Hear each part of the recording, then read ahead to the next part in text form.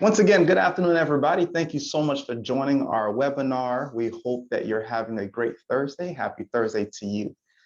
Today's webinar, we're going to do it on the topic, mistakes to avoid when using an LLC.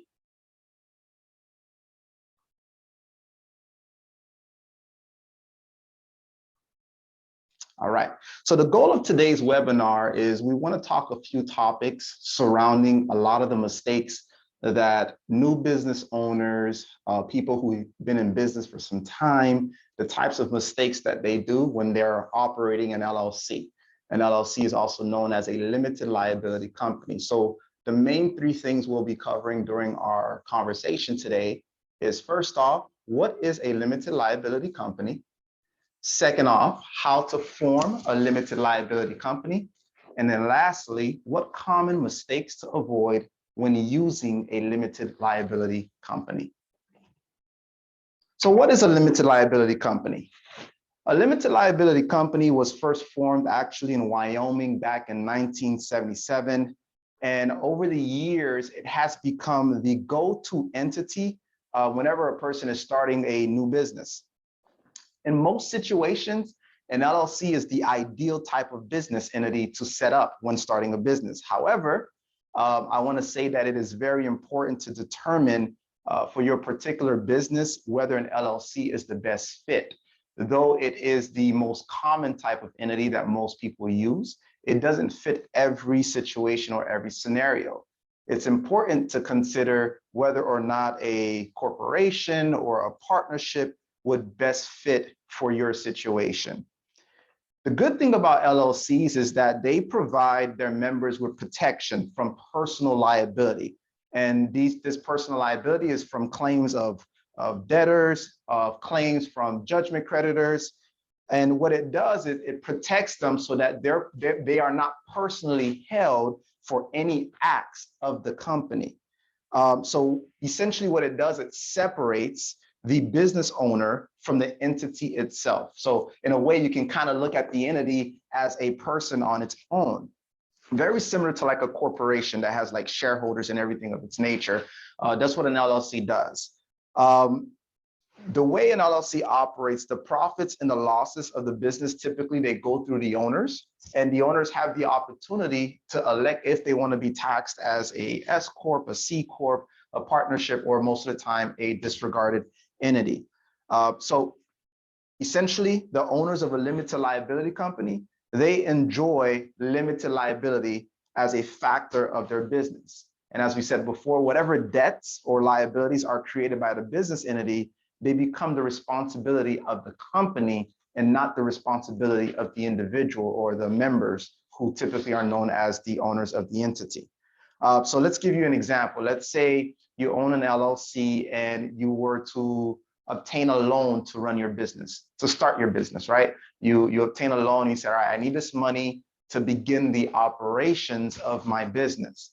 And as many people recently experienced, COVID hit, right? A worldwide, pandemic comes in. And as a result of the pandemic, you're not able to keep running your business the way you typically would run it. And in this instance, you default on the loan. So what would happen when you default on the loan? More than likely, the lender is going to want to come after the business. So by having a limited liability company, what it does, it shields the owner from any liability that the company may take on. So in this instance, the lender would not be able to come after the owner because it wasn't a loan that the individual took on, it was a loan that the company took on. Now, there are special circumstances and exceptions. For example, if you were to personally guarantee a loan, a lot of times when you're starting a new business, most lenders will require the owner of the business to personally guarantee that loan.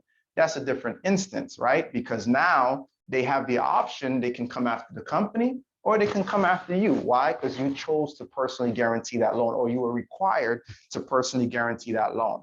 So that's a good example to demonstrate the protection that a limited liability company affords the owners.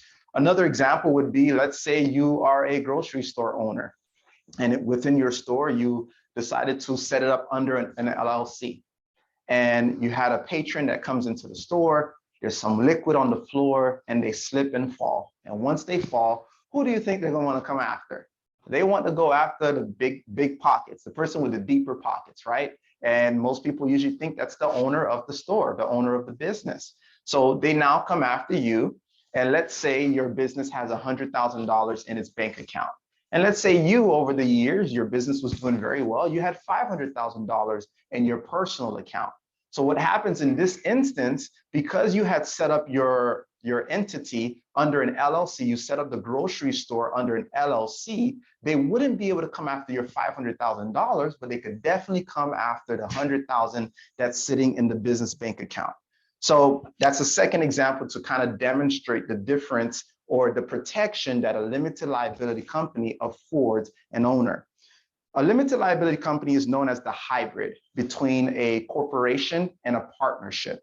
As we said, it was formed back in 1977. So before that, you had corporations, you had partnerships that were being formed. And what it does, it affords an individual all the benefits of a corporation without all the legalities and all the paperwork and the extra steps that it takes to form a corporation. And that's the benefit of a limited liability company. Now, let's talk about how do you go about forming an LLC, right? So in order to form an LLC, the first step you have to do is you have to determine what state are you going to incorporate your company, all right? We'll talk about this in a few minutes here, but it's very important to consider what state you're going to form it in. Now, every state has specific requirements and specific steps that must be taken in order to create your, give me one moment, just admitting some people in. All righty. So every state has a different requirement when it comes to forming your LLC. For example, in the state of Florida, you would go to the Secretary of State website, you would download the specific applications for a certificate of organization, and you would fill out that application and you would send it back to the Secretary of State. For whatever state that you're looking to form the entity, you can literally just Google Secretary of State for that state, respective state, and you find what form you have to fill out in order to submit with the state. That's the first step. The second step you have to do, you'll have to determine who's going to be your registered agent. Now, a lot of times people are like, what is a registered agent? What does a registered agent do? A registered agent is either an individual or an entity who is placed responsible to simply receive process of service in the event that court paperwork needs to be served on the entity. Okay, and then the next step that you have to do is determine, are there any additional steps that has to be taken in order to form my LLC? Again, every state is different. Here at our firm, we typically form states and LLCs in all states throughout the nation. And we know, for example, the state of New York requires an extra step. There's a publication requirement that has to be done within a certain time period after forming the LLC. The state of Florida doesn't have that. State of Florida does have it for when you're incorporating a DBA or a fictitious name, but when it comes to forming an LLC, once you file the necessary paperwork with the state, that's pretty much everything that you have to do. So that's all it takes in order to form your entity. All right, let's keep going here. So let's talk a little bit about some of the tips when you are operating an LLC, okay? Before you even create the LLC, some of these tips have to be taken into consideration. After you form your LLC, some of these tips must be taken into consideration, and it's to allow you to make sure that not only you have everything above board, but you have an entity that truly provides you the protection that you need. The first thing we always say, though it is a cliche statement to say, hire an experienced attorney. A lot of people, they say, oh, well, you just said it. All I got to do is, file the necessary paperwork and I'm done. Not necessarily so. Why? Because a lot of times you may go to the Secretary of State website and it's not easy to navigate.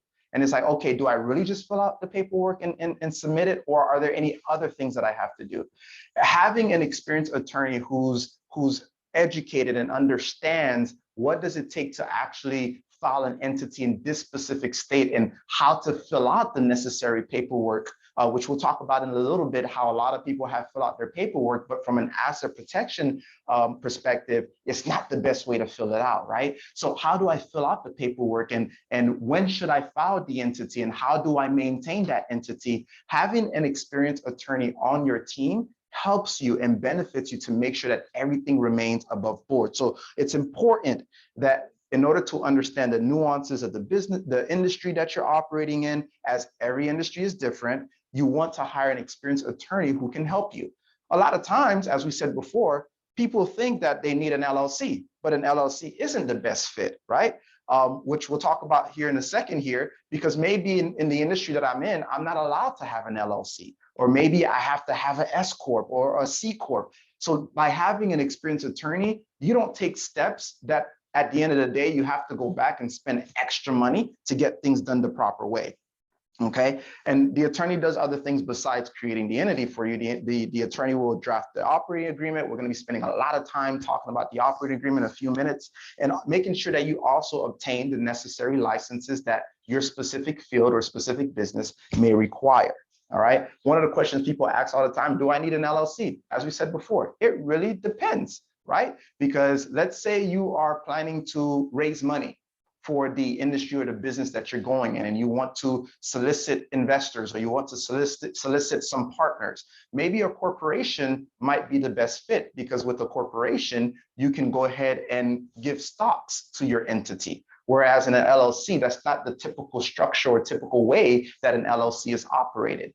If I go back to my slide before, you'll notice in the last bullet here, it says an LLC can be member managed or manager managed. So you want to make sure that for your business, for your goals, your plans, and what you're trying to do, you want to make sure that you allow yourself to have the right type of entity for the business that you're in. Okay, so is an LLC for me?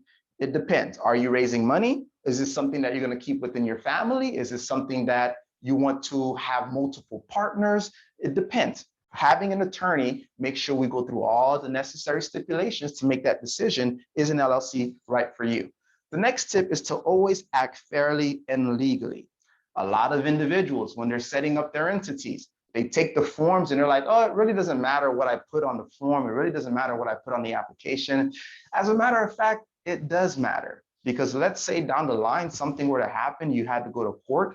This stuff is public records. The court will pull this information down and say, hey, well, on your LLC, you did put that so-and-so was the manager, or so-and-so was the member. So you want to always act fairly and legally. You don't want to conceal. You don't want to misrepresent any material facts, especially not to the state, that can affect you in the long run. Okay. The next tip, you want to fund your LLC adequately. You don't want to create an entity and not open up a bank account for it. Why is that? Because you want to show the state, and again, if a lawsuit were to ensue, you want to make sure you're able to show that, hey, I actually have a company. I actually have a business. It's not just creating the entity and sending the necessary paperwork. No, I'm running a business here. Look, we have income coming in. We're generating revenue. We're paying expenses. You want to fund your LLC adequately so that you can make sure that you can prove to a court, you can prove to a judge, or you can prove to a jury that you're operating a legit business. Okay. The next tip, this one is so important. Don't commingle. All right. We always like to say you want to keep your LLC and your personal business expenses separate. You want to keep them things separate. All right. You want to go ahead, set up the, get your EIN. The moment you finish incorporating the business, get your EIN. Once you get your EIN, open up the bank account and start your business. Put the necessary funds you need in your business account, and don't commingle. I'm sure for most of our listeners here, you probably heard the term piercing the corporate veil, right? This is a common phrase utilized in our industry. And ultimately what it means is that depending on the situation, a lawsuit occurs and you go in front of a judge. Would a court allow there to be a piercing of the veil? The veil is that protection that we talked about earlier that protects and separates you as the owner from the LLC. Will they allow the piercing to get to you individually? Commingling is one of those tests that a lot of times the court will look at. So you don't want to commingle your personal and your business assets or your business money. All right. The next tip, again, we're going to talk about the operating agreement. We're going to break it down in a few minutes here, but you want to have an operating agreement. All right. You want to have a formal written operating agreement that allows credibility to your LLC and make sure that everything, again, is above board. We discussed this earlier before. Another tip, you want to choose the proper state. All right. Oh, I'm going to go create my entity in Delaware because I've been told Delaware gives me anonymity. I'm going to go create my entity in Wyoming. Well, is it necessary to go into another state? There's so many things to take into consideration when choosing the proper state, right? Where do you reside? Where is the business operating? Right? What exactly is your business doing? What industry are you in to choose the proper state? Here at the firm, depending on what it is that we need to protect, and depending if it's an operating business, if it's a holding company, we would always direct our clients to make sure that they have the entity in the right state that gives them the best protection and make sure that everything, again, is above board. So you want to choose the proper state. A good example would be real estate, right? We have a lot of people who sometimes own rental properties, or they have properties that they're fix and flipping. A lot of the times it would be required that wherever the property is located, that's the state you want to have to create the LLC. So I wouldn't have a Florida property and create an entity in Delaware to hold that Florida property. No, I would want to create a Florida LLC for that. Okay. Same thing if you're back to the example we had earlier. If you operated and owned a grocery store, right? I would not have a Wyoming LLC for my grocery store. If my grocery store is in Florida, I would have a Florida LLC. Now, let's consider a few things. What were to happen if I were to incorporate an entity in Florida and then I put another entity in Wyoming? Well, for one, now you technically avail yourself to both states when it comes to the laws, right? Now you're subject to Florida laws and you're subject to Delaware. Number two, what are some other things to consider? You're going to be paying more, right? Because now you have to incorporate two LLCs, which every LLC has a renewal fee that you have to pay every year, right? And let's not even talk about maybe the tax implications that may get involved as a result of you now having both a Florida LLC and a Delaware LLC, excuse me, a Wyoming LLC. So again, there's a lot of things we have to consider when it comes to choosing the proper state. Another tip, you want to pay your yearly fees, all right? How can something protect you if it's not active, right? How can it protect you? So a lot of people, they'll have entities that they create, or they'll have our firm create for them, put in place for them, and they won't go and renew their yearly fees. You have to make sure you understand in your state, are there yearly fees that has to be filed? When does it have to be filed? And make sure that those fees are up to date every year. All right, every year. For example, in the state of Florida, if I'm not mistaken, you have up to May 1st to pay your yearly fees for your LLCs. So you have to go to the Secretary of State website. A lot of our clients, they would have us do it for them. They're part of our membership package, and we would go in and we would pay those fees for them. Why? Because if something were to happen, you have to show the court, hey, my business, my company, it's still active. Okay. If it's not active, it makes it really hard to prove a case that you've been running a business. You know what I mean? So again, you want to make sure that you take on these tips very, very, very wholeheartedly and try to practice them as much as possible. The last tip we have for you here is you want to make sure you're choosing the right type of LLC. As we talked about before, an LLC can be member managed or it can be manager managed, right?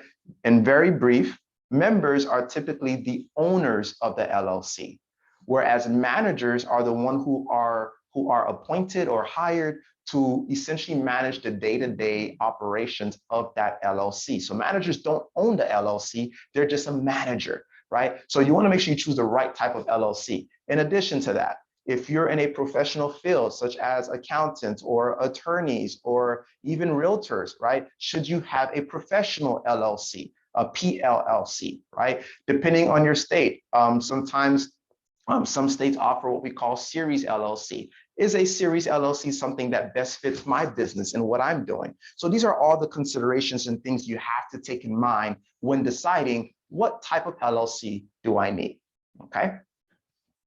All right, let's go ahead and move on to talk about operating agreements, okay? We're actually gonna spend the rest of our time together here on the operating agreement. So what is an operating agreement?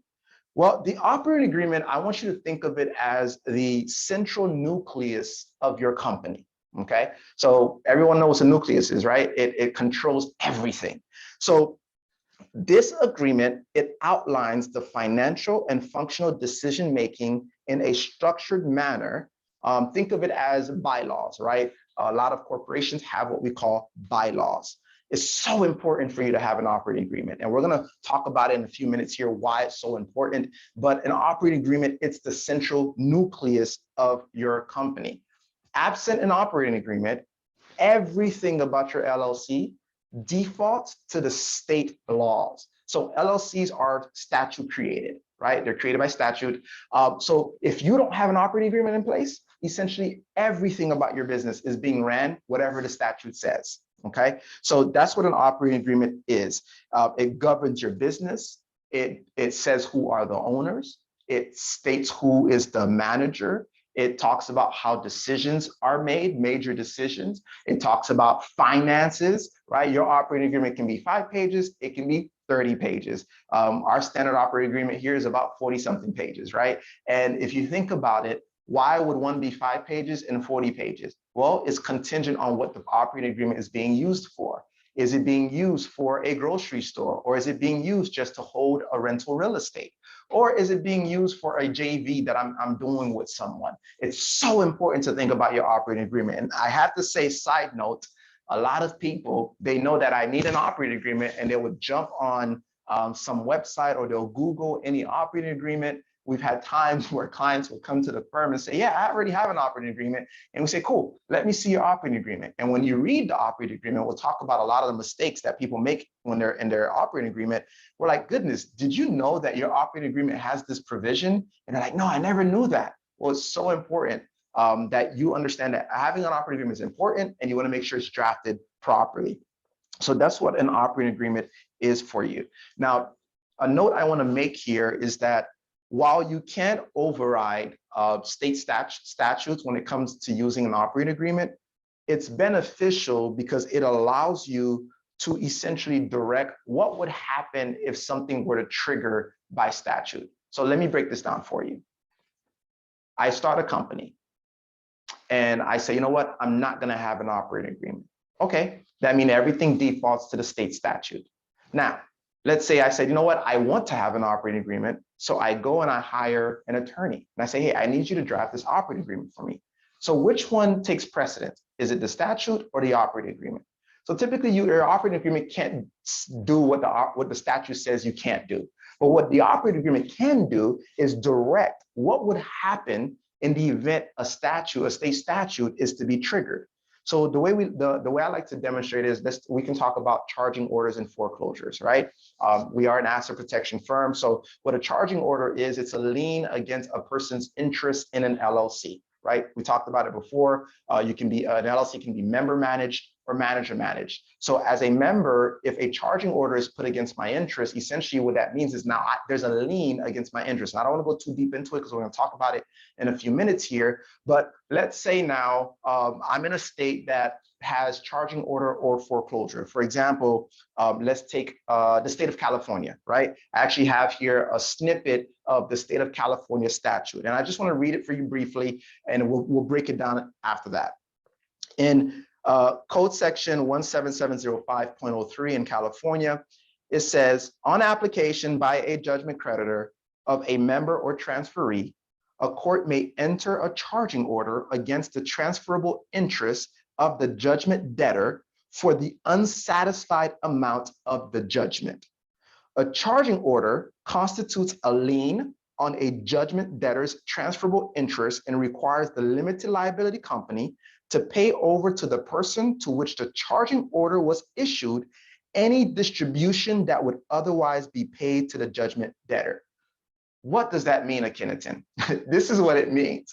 If I have an LLC in the state of California, and a lot of states are very similar, like Florida, if I have an LLC and someone were to sue me personally, not my business, not my company, but me personally, what happens then?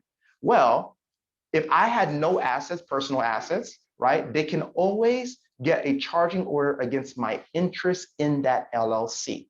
What does that mean when they get a charging order against my interest? So now me as a owner, as a member of that LLC, let's say I decide to take a $20,000 distribution to me as the owner.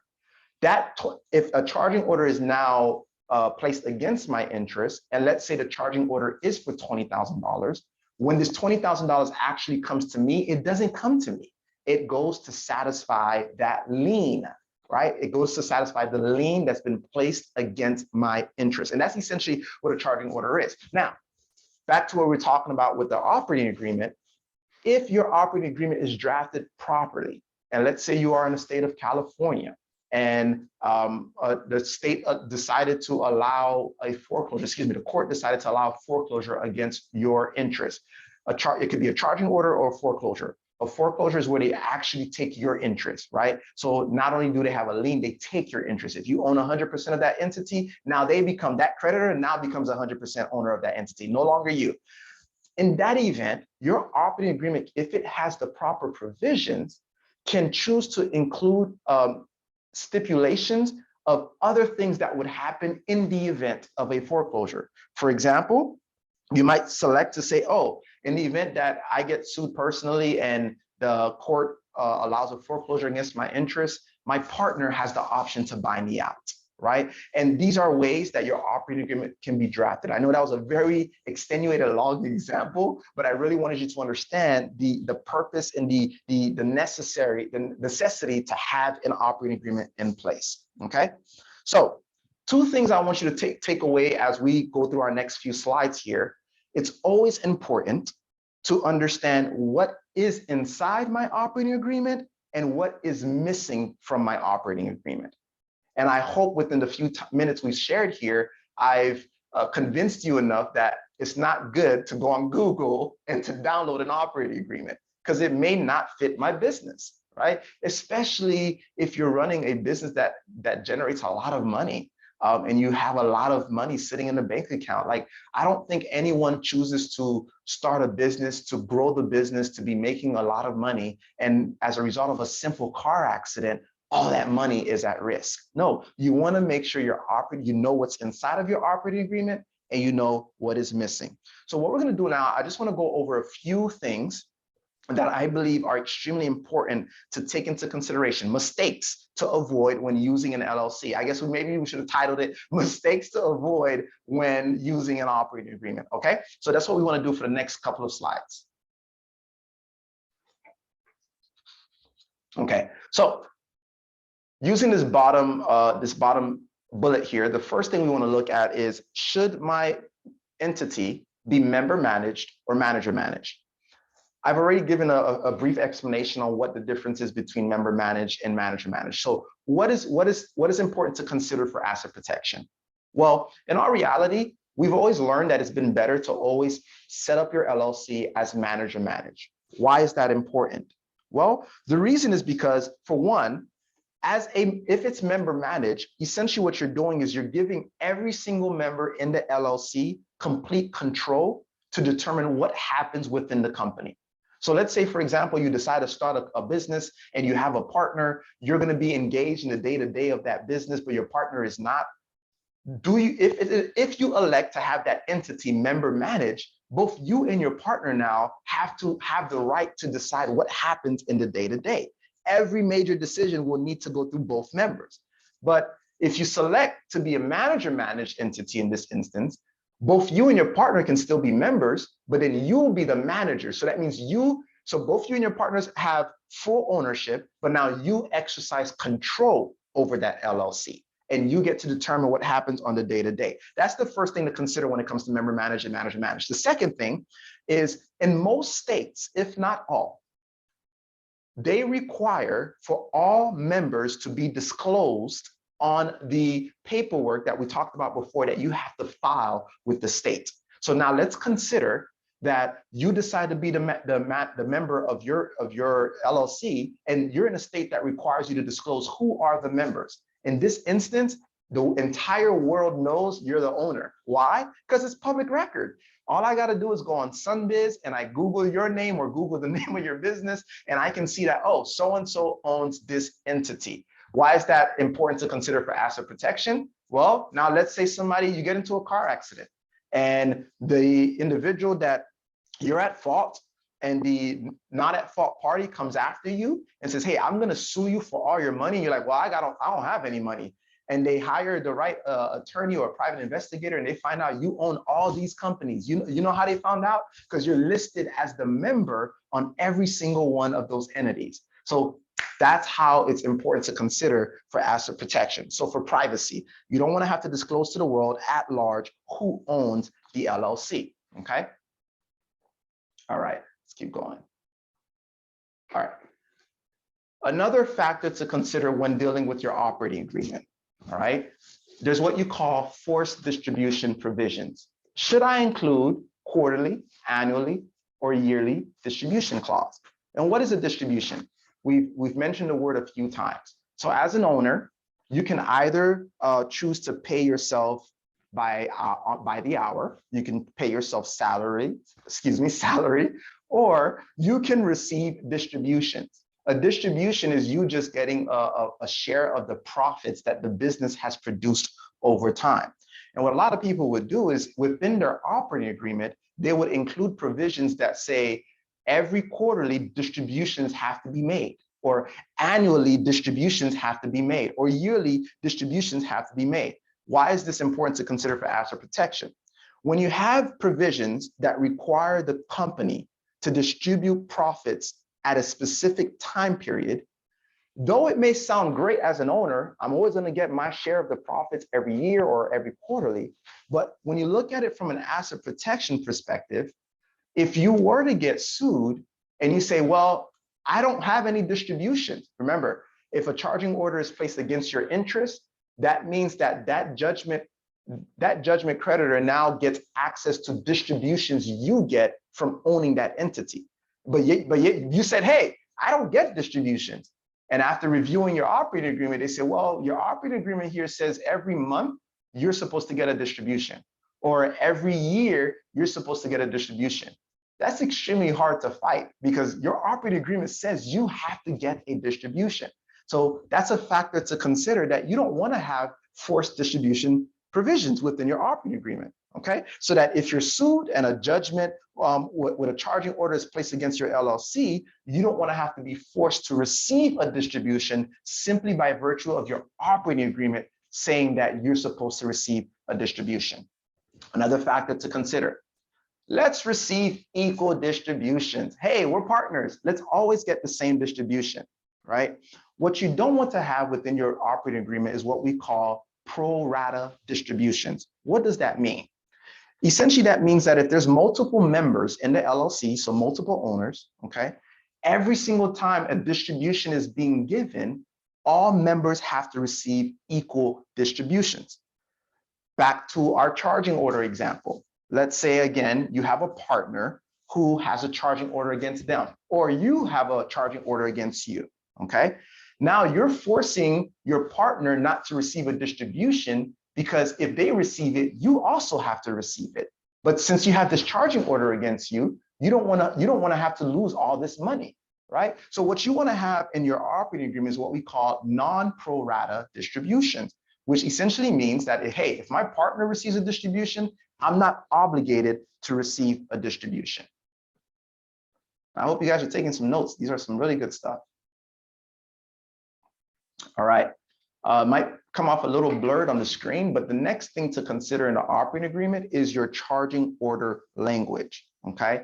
And essentially what we talked about earlier with the example of California, the foreclosure and the charging order is, you want to have language in your operating agreement that essentially stipulates that if a member is under duress and a charging order is entered against them, okay, and they become an assignee, right? Because that's what happens. Once a charging order is placed against you, that judgment creditor now becomes an assignee. So whatever distribution you would get, they receive instead of you. What you want to do is you want to have provisions in your operating agreement that stipulates, in the event this is to happen, here's what we want to take place. Instead of them automatically becoming an assignee, this is what we like to happen. Okay, it's very, very, very basic here. All right. The next thing to consider within your operating agreement, okay, is what we call restrictions on transfer. Okay, you want to restrict who can become a member of your LLC. Why is this important? Well, it's important for creditor purposes, okay? Because what you want to do is you don't want that because this creditor becomes has a charging order against me, they become an assignee. You don't want to open the gate or open the room to give them the opportunity to exercise control over your entity. Okay, so to keep it fairly brief, you want to have discretion on who becomes a member of your entity or not, right? You don't want anyone to just walk in and say, hey, I'm your partner now. Now I have the right to get a distribution. You want to be able to control that. You want to be able to say, hey, I'm okay with you being my partner, or say, I don't want this individual to be my partner, okay? The next thing that you want to consider in the operating agreement is right to return of capital, okay? Obviously, if you put a capital contribution in your business, in your company, you want to be able to take that money at any time. But very similar to the forced distribution provision that we talked about earlier, if that is to be stipulated within your operating agreement that that you have the automatic right to get your capital contribution, again, a charging order is placed against you. Now you're giving the court an opportunity to say, hey, I know you say you don't get any distribution, but you definitely get the right to get your capital contribution back out. It's written right in your operating agreement. So by having that sort of provision, a right to return capital contribution, you can be placed in a position where you're forced, okay, where you're forced to have to pull your capital contribution that you put into the company to pay off a judgment creditor. Okay, so you do not want to have that sort of provision within your operating agreement. All right, though I know as owners, we automatically want to have that right to get your capital contribution back, but we have to consider, is it going to be beneficial to my business overall? Okay, the last thing to consider when it comes to your operating agreement is what we call officer appointment provision. All right, you want to have the ability to appoint officers. What does this provision allow? This sort of provision, it allows you to operate as an officer of the company. And essentially as an officer, what does that do? When you're an officer of a company, it gives you certain authority, right? In the legal world, we call it apparent authority. It gives you authority to exercise control in that company. So for people who really have a goal of building, let's say, a huge empire or a huge business, consider it as you don't even have to be listed as the manager. Right? One of the benefits to being an officer of a company is that in most states, you're not required to disclose who the officers are.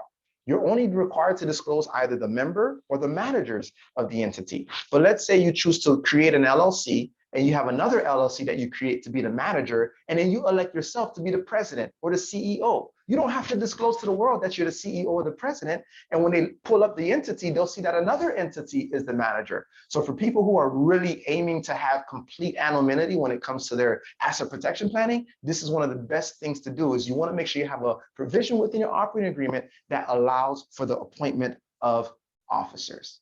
All right, so there's so many things that we can go through that are important within the operating agreement to have, but these just were a few of the things we wanted to highlight as common mistakes that people make when it comes to using an LLC and setting up their LLC the proper way. What we want to do is give you the opportunity to reach out to our firm. If you believe that you need assistance with asset protection planning here, our information is on the screen. You can reach out to us to speak to one of our attorneys. You can schedule somebody from our firm for a speaking engagement. You could sign up for our weekly newsletter. We actually have books here that are available for you guys that we can definitely send out to you, or you can even schedule a complimentary preliminary consultation. All right. I want to thank everybody so much for joining our webinar today. I hope that the information was valuable to you, and I want you to go out there and make sure you have asset protection planning. All right. Have a phenomenal afternoon. Thank you, everybody.